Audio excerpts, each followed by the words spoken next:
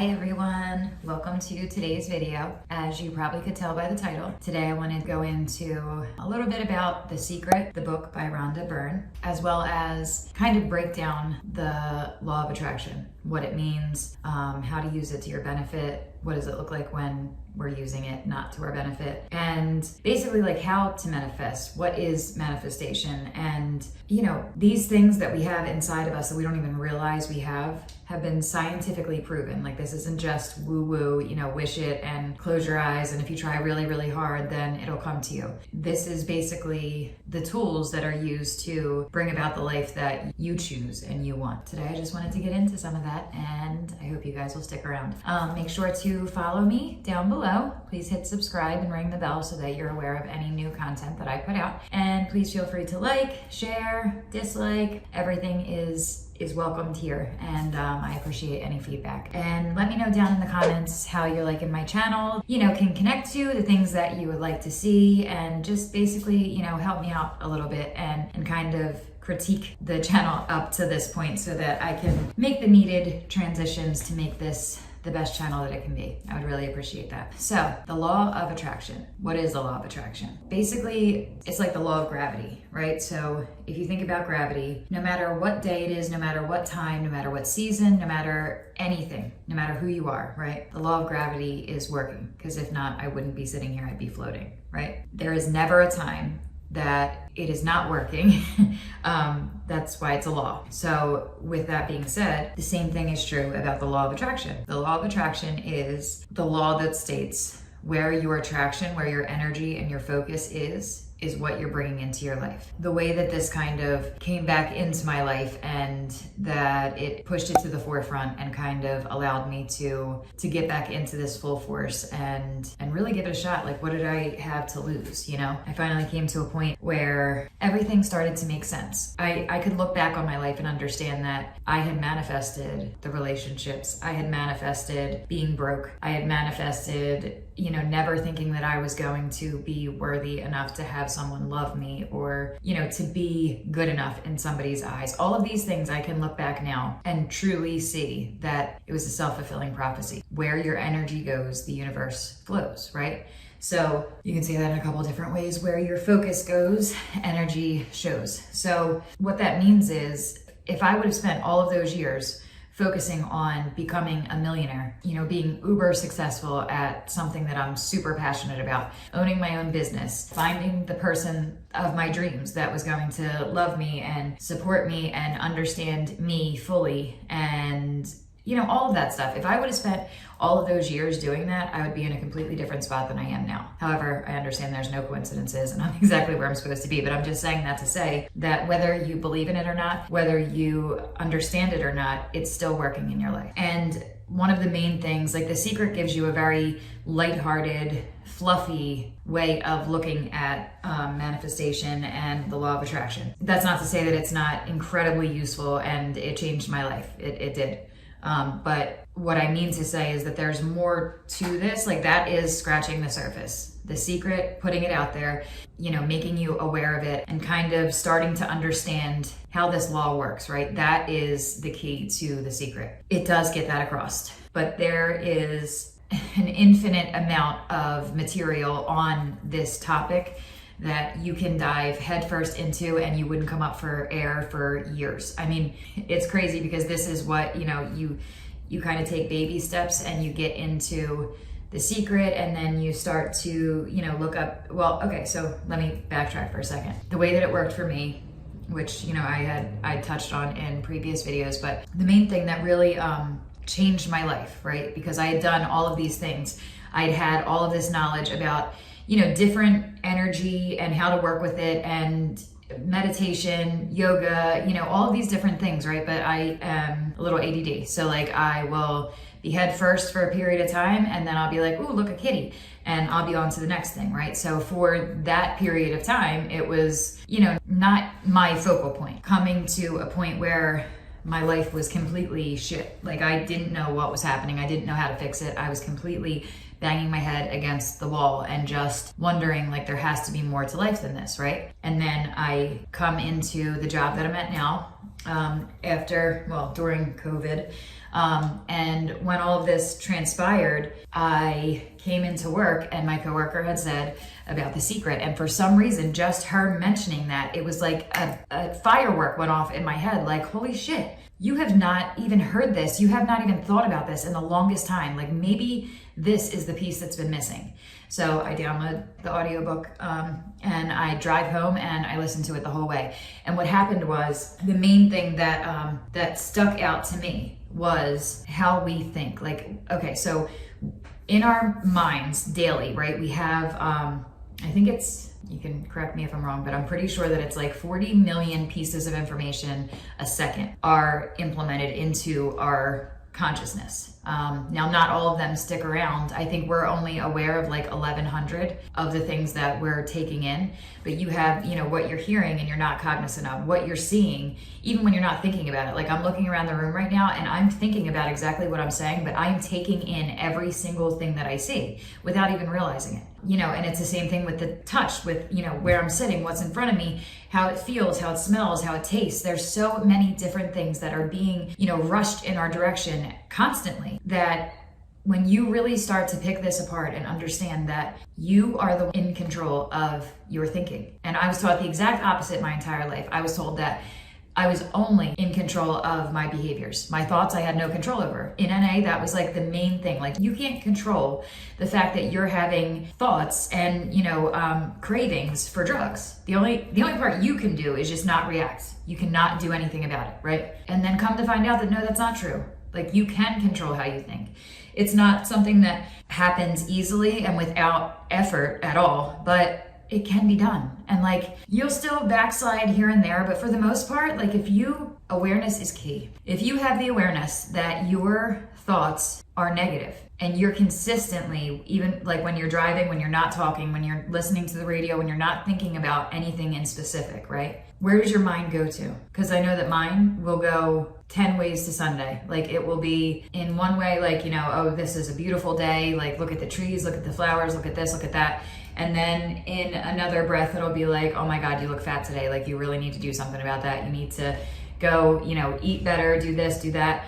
And then the next thought would be like, oh my gosh, what do I have to do tonight? I have to do A, B, C, D, E, F, G, right? So like, it's all of these things, but that's all in like milliseconds together. Those three thoughts that I just said, which literally like, you could just think that and have it go back out, right? But like we talked about in meditation, if you don't give it a backstory, it will just kind of move out of your mind. You recognize it, you witness it, and you let it go. But if you don't, then you literally are just sitting there going deeper and deeper into this, you know, thought process that you have no idea like where it's even going, where it came from, and what havoc it's wreaking on your life. But in reality, what it's doing is it's calling things to you. So I had said before that a feeling, like a true gut feeling, and like your thoughts, your wants, the things that you're putting out there, right? That is manifestation. So what you're focusing on, what you're thinking about, what you are wanting, or even what you're not wanting, if you have a feeling about it, that's what you're bringing to you, for good, bad, and ugly, okay? So the way that I started to get a little bit more of a handle on like, you know, where do you even begin? Like, how do you start after 30 some years of thinking one way? How do you revamp your whole thought process and just kind of wipe the slate clean and turn around and now try to implement this new system that you are completely uncomfortable with? But I'm here to tell you that it can be done. With all of these little steps, all these little things that I'm giving you, like they all are to start to expand your consciousness. It's all to open your mind just a little bit, enough to hear a new idea that can change your entire life. And then when you get to that point, we'll build on more and more things on how to take it further and take it deeper. But in this moment right now, the main thing that I'm here to tell you is when you don't know and you feel like you're spinning out of control, right? Your thoughts are going, 29 different directions. Just stop, take a breath, and ask yourself, what am I thinking about? Like, where are my thoughts right now? Just something that simple. Just if you do something that small as to be cognizant of where my thoughts are at, will literally shift you into a different mindset. Because the more that you are aware of where your thoughts are going, the easier it will be to change your thought patterns. So if you have that thought like, oh my gosh, what am I thinking about right now? Where is my energy going to, right? The next thought is going to be, all right, now I need to change the layout of what I'm thinking, right? So say you're thinking about dinner tonight, or you're thinking about, how you want to work out or do whatever it is, okay? There is a negative way to think about it, and there's a positive way. So the negative is, I'm fat, I need to get my fat ass up off the couch and start doing some workouts, and I need to like starve myself and all of that. Okay, that's negative. The positive is I want to be healthy and feel my absolute best. So what are some ways that I can do that and, make it where it's something that is actually doable for me and it's not just a fantasy in my mind? Those two things are the same basics underneath it all, but they're two completely different ways to get there. So that's the first thing. That is the thing that I want you to try to focus on the absolute most, like meditation, so that you can open your mind, and being aware of where your thoughts are on a daily basis it will completely change your life. Because number one, when you're aware of what you're thinking, you're also aware of what is coming in. And if you start to look back at your life and you realize like, wow, maybe this girl isn't that crazy. Like maybe what she's saying could potentially be true. Like I've always said, so for me, another example, right? I always said if it wasn't for luck, I'd have no luck at all. Okay, that's one. The second one is, I am calling myself stupid consistently, right? Because I was not the most well-behaved teenager in the world. So I got kicked out of high school and I graduated from an alternative school. So I would always comment myself on how stupid I am, right? I know that I'm not stupid. I know that these things are not, but that was like I just thought of it as like sarcasm, and that's how I dealt with everything. But you don't realize how much weight your words and your thoughts hold. And once you start to, you will change how you speak, you will change how you think, and you will literally change your entire life. So some steps that I want you to be aware of and what I want you to do on a daily basis, just to try to give it a shot. What is the worst that can happen? Like honestly, I want you to ask yourself, what is the worst that can happen? Your life can get better. Your life can be beyond your wildest dreams. That is, the result that I want for you. But the worst case scenario is you're a little bit more aware of how your brain works. And that's it. So I truly want to impart on you to try to, number one, I want you to download or, buy The Secret and read it. What I would suggest personally, what worked really well for me, because I had read the actual, hardcover copy, but the audiobook, it truly is what was needed for me, because I need to be able to hear something as I'm doing, because I have a busy life. So as I'm doing the things that I'm doing, I can have this on in the background or have headphones in and, be doing my daily shit and have this going into my mind. So I shit you not, I listen to this book at least once a day, I would say, like a couple chapters while I'm going about my daily tasks, because it reaffirms what I already know to be true, and it also just makes me feel good.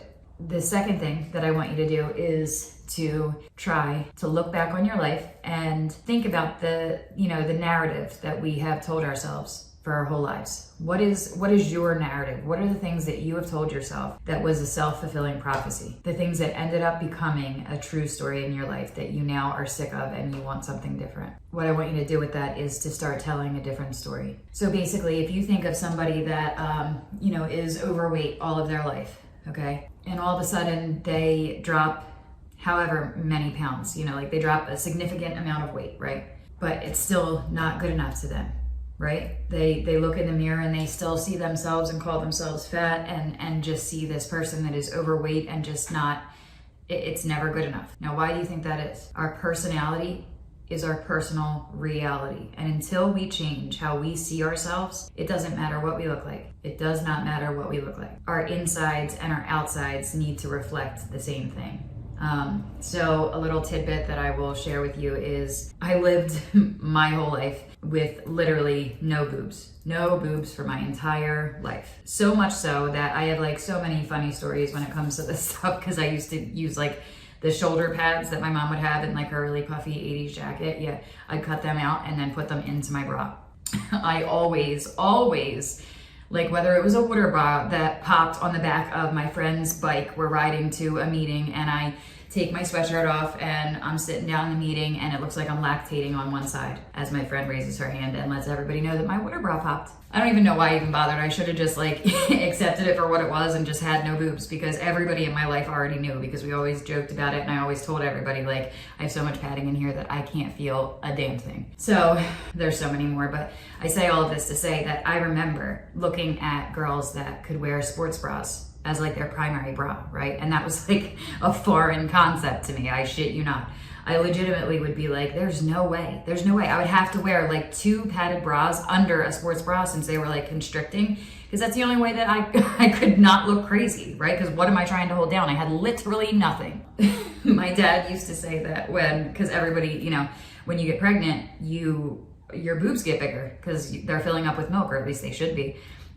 So when I was pregnant with my daughter and I had just, you know, given birth and I wanted to breastfeed because that was the best thing for her, right? And my dad was like, I'm gonna have to call diapers on you because you're going to be starving your child if you try to breastfeed because you don't have any milk. And he was right, like nothing happened. I don't know why I was built that way, because nobody else in my family really seems to have the same issue. But long story short, I ended up, God, it's been about 5, 6, 7 years. I'm not really sure on the date, but I ended up having breast augmentation done.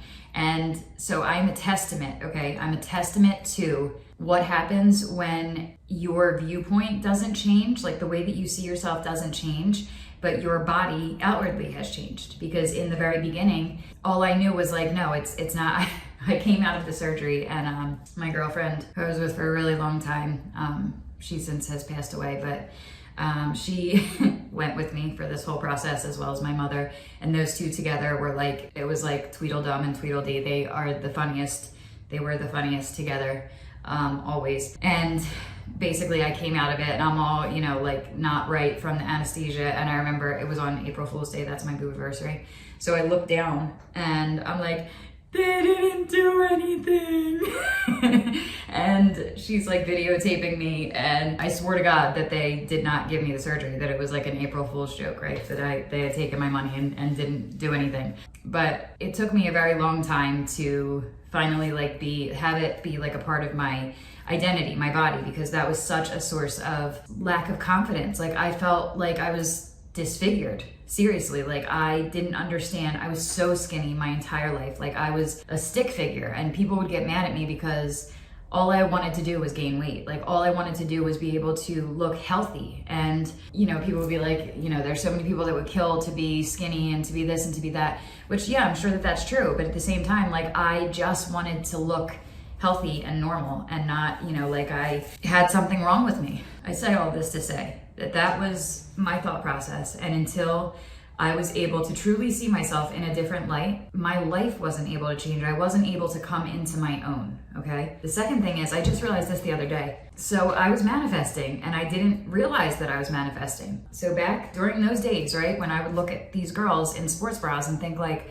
I really wish I wish that that's what I look like. That is such a beautiful look. Like I just wish that I could wear a sports bra and like, you know, workout shorts and just call it a day and not have to pad it or literally put like Fort Knox in my bra in order to look like semi-normal. And I do that now. And yes, like I had to take steps to get there, but it doesn't matter how it happens. The bottom line is I wanted that. I wanted that my whole life. I remember being 12 years old and wanting to have boobs. And I know it sounds so superficial, but it was so much deeper than that for me. Like it was so much deeper because in not having that, my whole life and viewpoint on myself was always derogatory. And I spent so much time trying to be anybody but myself and could never just accept myself on a deep level, right? And all of that has since changed. But it starts with, you know, looking at who you are. Like you need to look at yourself in the mirror and really be honest with yourself about who you are. What you know, okay? What are the things that you tell yourself consistently? What are the things that, you know, you have manifested in your life? What are the negative, sabotaging thoughts that you have on a daily basis about yourself that has created your outer world? So that's the third thing. I want you to really try to be honest with yourself. Start journaling, start writing some of this stuff down. Because the more that it gets into your mind and the more that you solidify it, the faster it's going to transform, the more work you put into it. So, you know, I just there's so many different tools in this arena, but I just wanted to come on today and kind of give you like the overall, this is the meat and potatoes of what the law of attraction, the secret, manifestation, all of that is, right? And where can you logically and realistically start today that you'll start to see a difference? And this is it. Starts with your thinking. So you're going to consistently try to be aware of how your thoughts are going. Are they positive or are they negative? And when you don't know, or when you just feel a little bit like out of control or spinning out, you're just going to say like, what am I thinking about right now? And that's going to snap you into the opportunity to then switch your thinking into something positive. And I promise you that things will start to change. So yeah, I guess that's where I'll leave it today. Let's get this down to where it's, like second nature. And then we'll move into some other really cool techniques because there is so many. I love you all. I'm so happy that you came and watched another video. I appreciate you more than you know. And yeah, I will see you next time. Thank you. Bye.